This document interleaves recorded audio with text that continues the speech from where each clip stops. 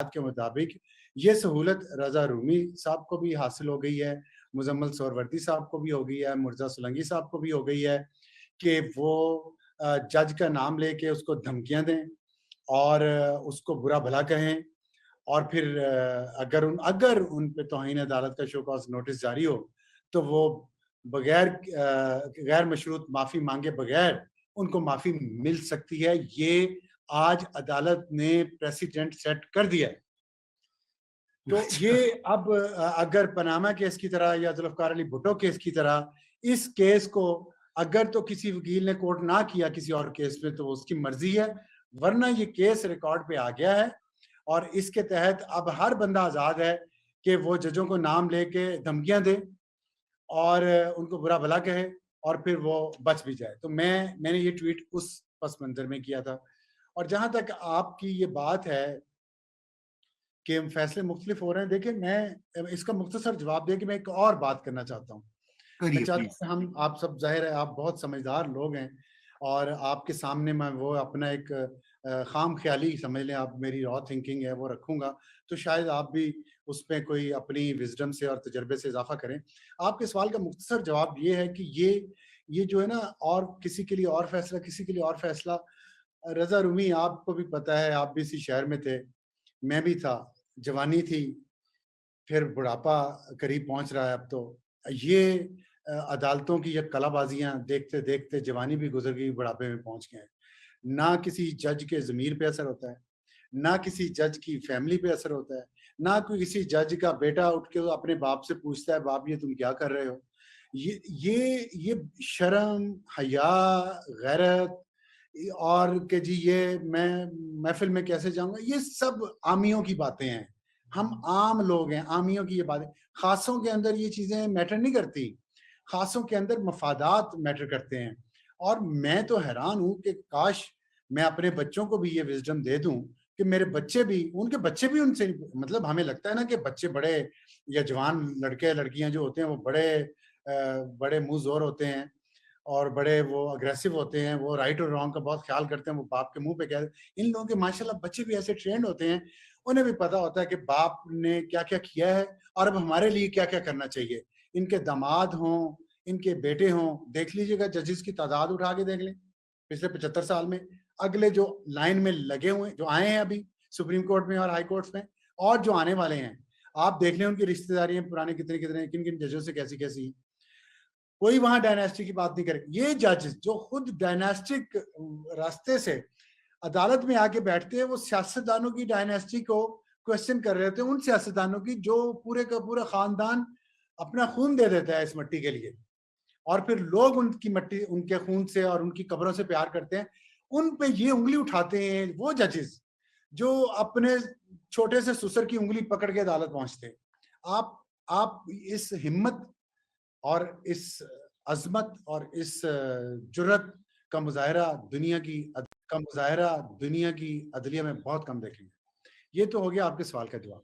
میرا یہ خیال ہے کہ جو اسٹیبلشمنٹ ہے نا, جو اسٹیبلشمنٹ اب پوری دنیا میں بھی ہمارے ملک میں بھی, دیکھیں اسٹیبلشمنٹ میں ججز ہوتے ہیں, جنرلز ہوتے ہیں, اس میں بیوروکریٹس ہوتے ہیں, سویلین بیوروکریٹس ہوتے ہیں, اس میں سیاستدانوں کی ایک کلاس ہوتی ہے, اس میں بزنس مین اور انڈسٹریلسٹ کا ایک گروپ ہوتا ہے, اور اس میں میڈیا کا ایک گروپ بھی ہوتا ہے, اور بھی کچھ ایلیمنٹس ہوتے ہیں, لیکن یہ میجر ایلیمنٹس ہیں جو مل کے ایک اسٹیبلشمنٹ بناتے ہیں.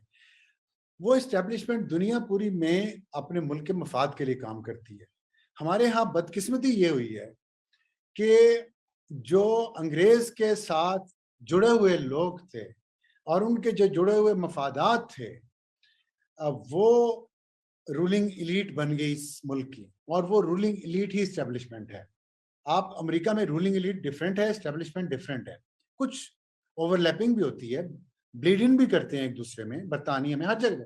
ہمارے ہاں ہماری بدقسمتی یہ ہے, اللہ کی طرف سے سزا ہے شاید ہماری, کہ یہ انگریز جو اپنے ملازم یہاں چھوڑ کے گیا نا, وہ سیاستدان بھی اس کے جو ملازم تھے, میں انہی سیاستدانوں کی بات کر رہا ہوں, میڈیا میں بھی ان کے جو ایلیمنٹس تھے میں انہی کی بات کر رہا ہوں, اور انڈسٹریلسٹ اور بزنس مین جو اس دور میں کامیاب تھے وہ وہی تھے جو انگریز کے ٹھیکیدار تھے.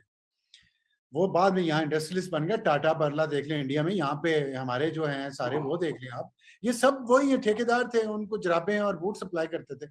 تو وہ جو یہاں پہ اپنا جو ان کا تھا نا باقیات جو چھوڑ کے گیا, وہ رولنگ ایلیٹ بن گئی. پیسہ تھا ان کے پاس, پاور تھی ان کے پاس, عدالتیں تھیں ان کے پاس, بندوقیں ان کے پاس تھیں.